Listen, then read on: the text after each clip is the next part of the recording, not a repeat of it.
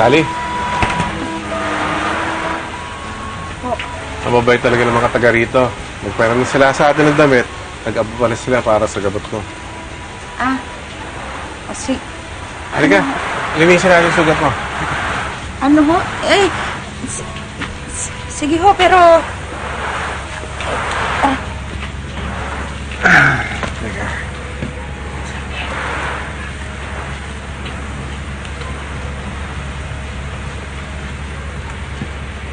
Sige, ako na. Ay, huwag na ho, sir. Nakakahiya eh. Huwag ka nang mahiya. Hindi na tayo mag-amot kasambahay. Pwede naman tayo maging magkaibigan, di ba?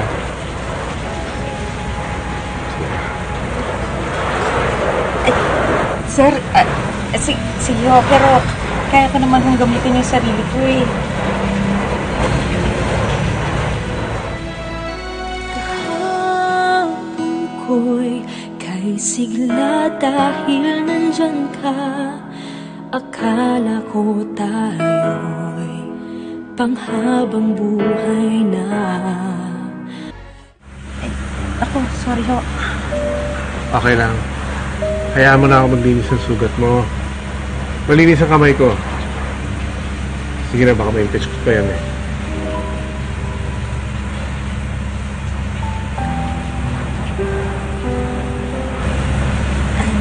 Sir, alam nyo, sobra-sobra na ho yung tulong nyo sa akin eh. Niligtas nyo na nga ho ako, tapos ngayon naman ginagawa ko ho yung sugat ko. Sino pa bang magtutulungan kung hindi tayo? Sigurado naman ako kung nangyari sa akin to, tutulungan mo ako, diba? Sandali lang. Pwede ko ba iangat yung pata mo? Kasi tingnan ko na kung may sugat sa likod. Para malinis ko na. Baka may infection pa eh. Ho? Ay, hindi. Ako na lang ho.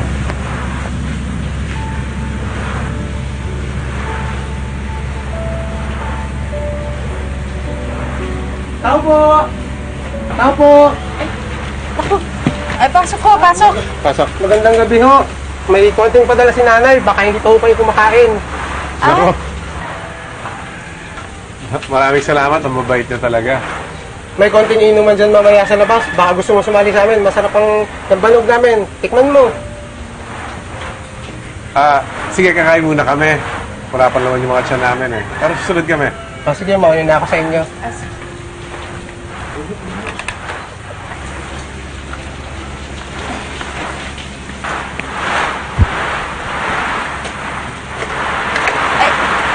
Sir, ako na ho yan.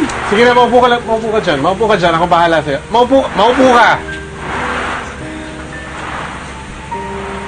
Kamayin ko na to, ha?